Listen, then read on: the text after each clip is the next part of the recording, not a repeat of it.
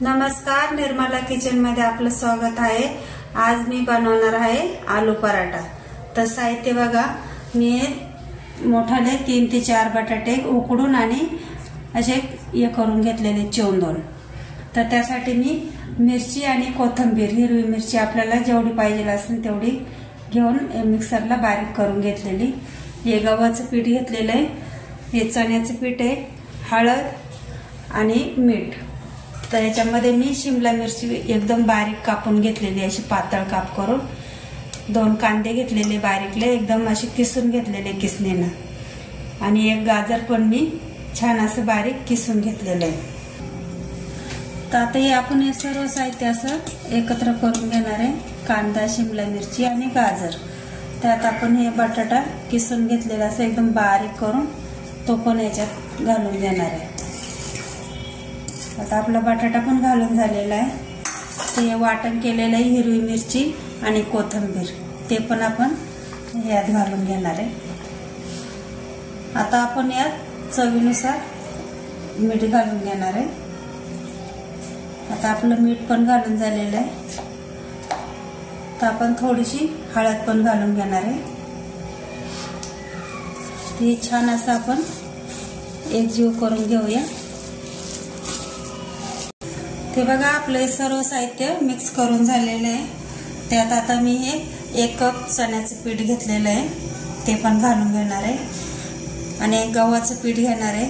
तर ते आपण जसं लागेल तसंच घेणार आहे। तर आता थोडं थोडं करून आपण हे पीठ छान असं मळून घ्यायचं। याच्यात पाणी वगैरे काहीच घालायचं नाही।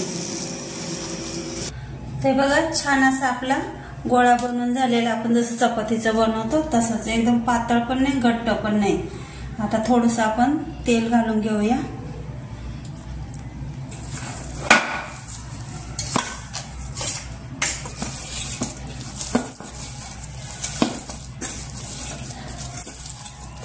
ते बघा, आता मी इथं तवा तापायला ठेवलेला आहे, तवा पण छान तापलेला आहे। आता आपण याच्यातून हा असा एक गोळा काढून घेणार आहे, आणि मी इथं एक प्लास्टिकचा कागद घेतलेला आहे, त्याला तेल लावून घेतलेलं आहे। आता हा गोळा आपण त्यावर ठेवून देणार, आणि हा वरून टाकणार आहे, त्याला पण मी तेल लावून घेतलेलं आहे, तो पण आपण याच्यावर ठेवणार, आणि असंच हाताने दाबून आपण असं थापून घ्यायचा। तर बघा किती छान होतोय, आणि आपला तवा पण आता तापत आलेला आहे। तर आता आपलं हे थापून झालेलं आहे, आपण याचा प्लास्टिक काढून ठेवूया। आता आपला तवा छान तापलेला आहे, त्यावर आपण थोडंसं तूप घालून घेणार आहे, असं सर्व बाजूनी चोळून घेणार आहे।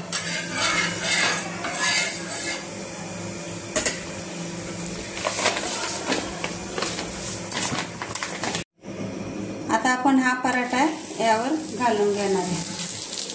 आता छान एक बाजूने असा परतून भाजून घेणार आहे। छान असा भाजला मग दुसरी बाजू आपण उलटून देऊया। तोपर्यंत मी आता दुसरा पण लगेच तेल लावून बनवायला घेते। आता दुसरा पण आपण असंच प्लास्टिक टाकून छान असा हाताने दाबून घ्यायचा। ते बघा, आपली एक बाजू भाजून झाली, आता त्याला आपण उलटून देऊया।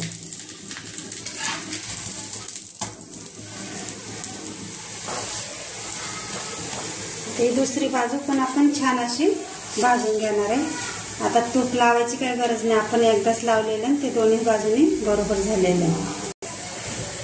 तसाच पराठा तुम्ही बनवून बघा, दुसरा पण बनवतात। आपण पीठ बनवायचं, मळून घ्यायचं, आणि भाजी बटाट्याची बनवून त्याच्यात असं पुरणपोळीचं कसं बनवतो तसा पण येतो, पण त्याच्यापेक्षा हा जरा छान होतो, म्हणजे सर्व बाजूनी हे राहताना आपण जे चपाती करून बनवतो चपातीच्या पिठाचा, तर तो जरा अलग होतो, आणि हा हे कसं सर्व याच्यामध्ये ते मिक्स झालेलं असतं ना, त्यांना मग छान अशी चव लागते। आता आपण दुसरी बाजू बघूया झाली का।